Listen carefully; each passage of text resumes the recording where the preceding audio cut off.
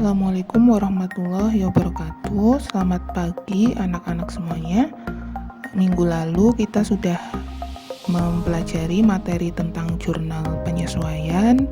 Kemudian pada pertemuan hari ini ada soal tentang jurnal penyesuaian yang akan Ibu jelaskan. Harapannya nanti kalian bisa mengerjakan soal melihat dari video penjelasan berikut.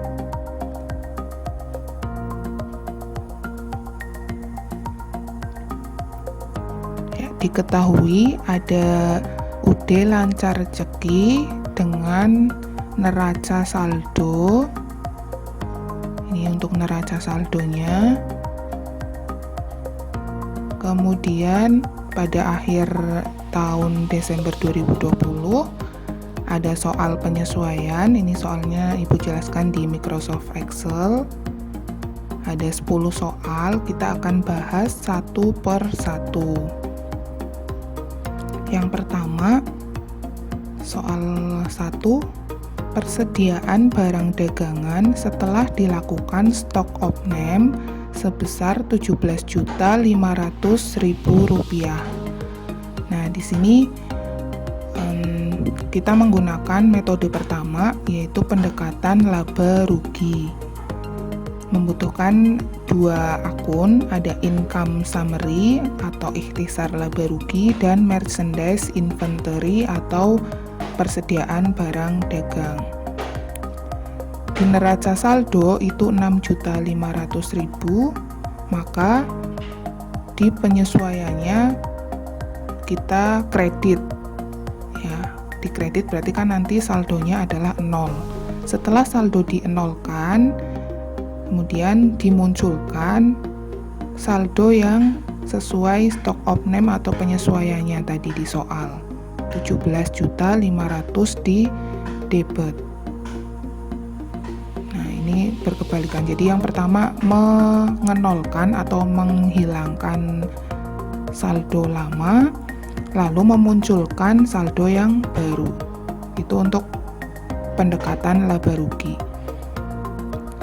Lalu bagaimana jika soal meminta untuk pendekatan harga pokok penjualan? Maka kita memerlukan beberapa akun. Di antaranya ada cost of goods sold atau harga pokok penjualan. Lalu mengenolkan merchandise inventory sama, dan menutup, istilahnya menutup ya, menutup purchase atau pembelian dan freight paid atau biaya angkut pembelian. Ini diperoleh dari mana? Diperoleh dari neraca saldo awal. Kita lihat, ini neraca saldo awalnya ada 6.500.000. Lalu purchase-nya di sini 179.500.000 dan freight paid-nya 2.500.000. Itu ditutup semua. Ditutup artinya dienolkan. Makanya dikredit. Nah, jumlahnya itu kita seimbangkan dengan masuk ke cost of goods sold. Ini hasil dari penjumlahan 3 akun yang dikredit. Lalu langkah kedua adalah memunculkan saldo persediaan yang baru atau yang sesuai stok opname. Ada 17.500.000. Lalu menutup purchase return dan purchase discount. Sama ya, dari sini purchase ini yang awalnya dikredit ditutup, maka dienolkan, harus di debit. Nah, di sini 3.500.000 dan 1 juta. Lalu akun 3 ini dimasukkan ke cost of goods sold, jumlah dari ketiga akun ini. Nah, ini untuk pendekatan harga pokok penjualan. Silakan teman-teman sobat akuntan bisa memahami perbedaannya ya. Ini menggunakan income summary dan ini menggunakan cost of goods sold. Selanjutnya yang kedua,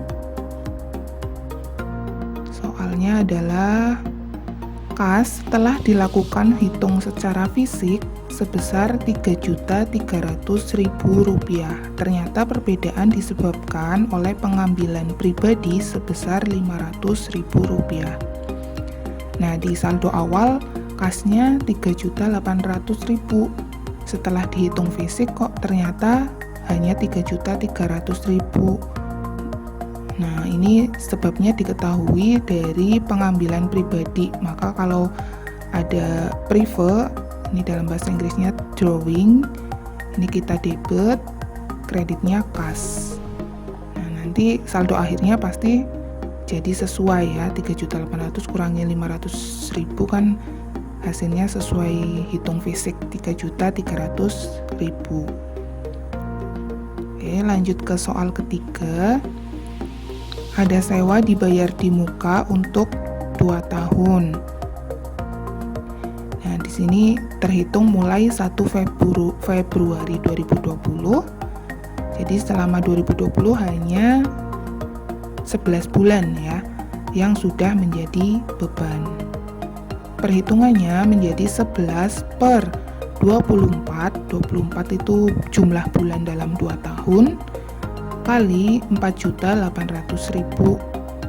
4.800.000 dilihat dari saldo awal. Di sini 4.800.000. Maka hasilnya Rp2.200.000. Debitnya rent expense, kreditnya prepaid rent. Nah, ini kalau misalkan rent expense itu akun baru, belum ada nomornya, maka kita buat nomornya, melanjutkan dari ini. Setelah advertising expense itu 6160. Jadi di atasnya beban lain-lain, di bawahnya beban iklan. Itu kita munculkan nomor akun baru. Itu untuk soal ketiga. Lanjut ke soal keempat. Asuransi dibayar di muka untuk 1 tahun dan terhitung mulai tanggal 1 April dengan pembebanan 60% bagian penjualan dan 40% bagian umum.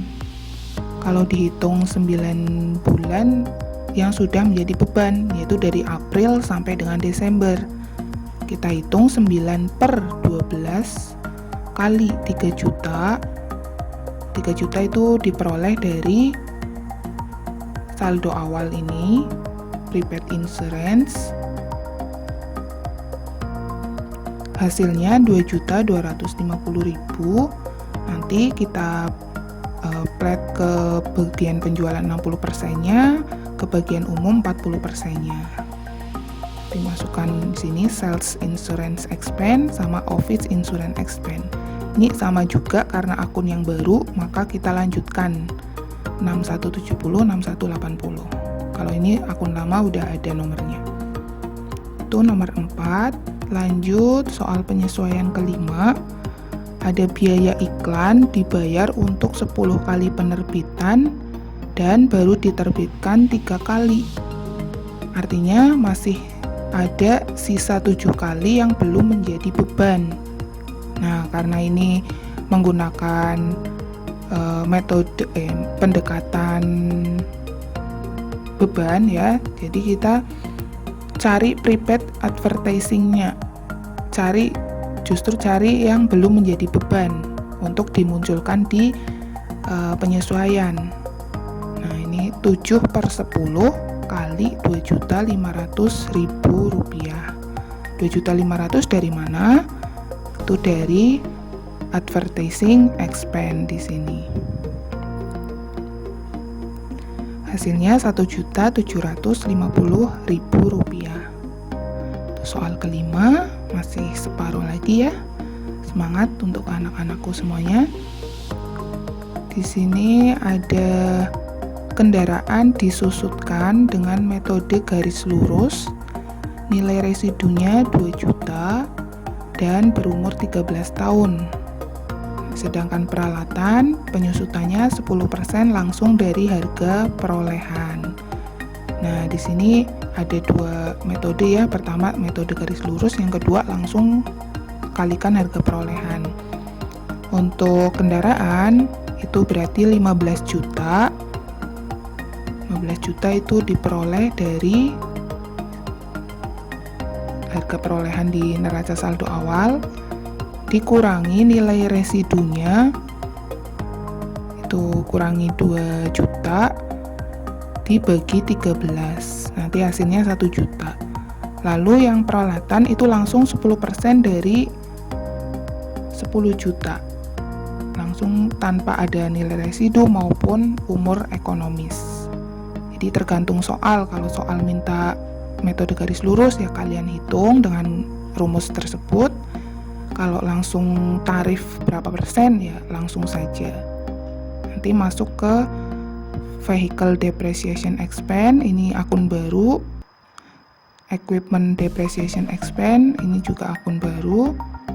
Kreditnya masing-masing akumulasi penyusutan dari kendaraan maupun peralatan. Itu nomor 6.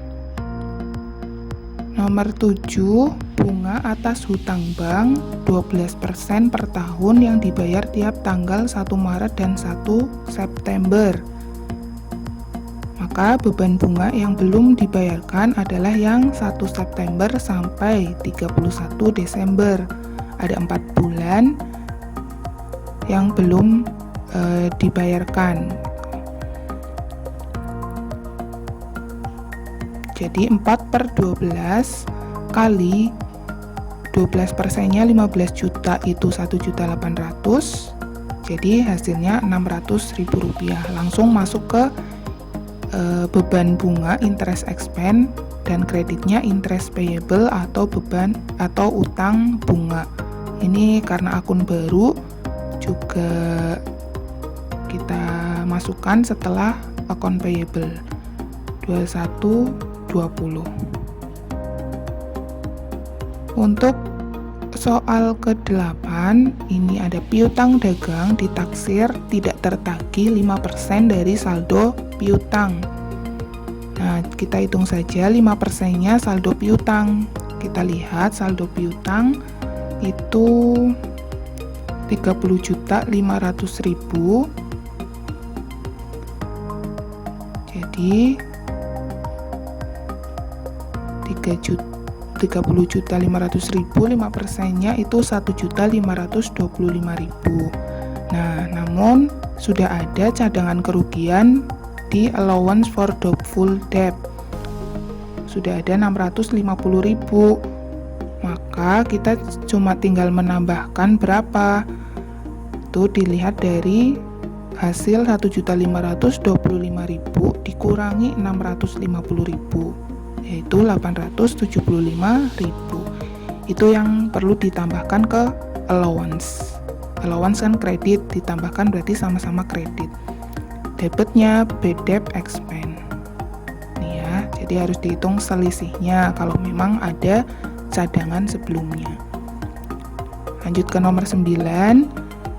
Perlengkapan yang sudah terpakai atau sudah menjadi beban itu 1.500.000 dikurangi 500.000, itu 1 juta.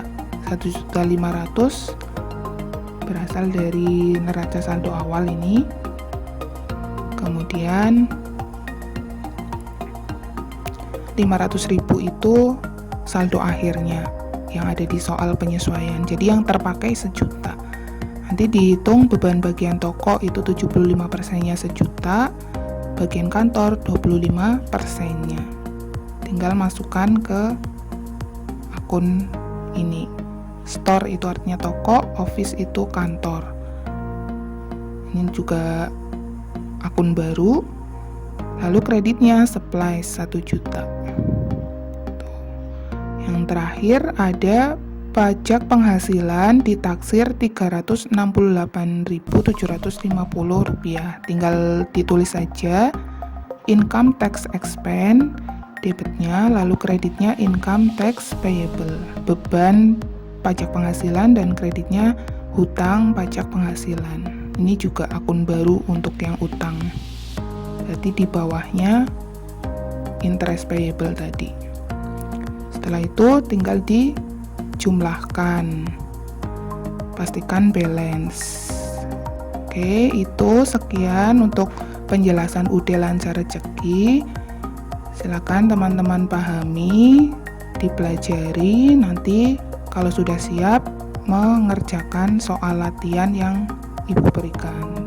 Ibu akhiri, tetap semangat, jaga kesehatan. Wassalamualaikum warahmatullahi wabarakatuh.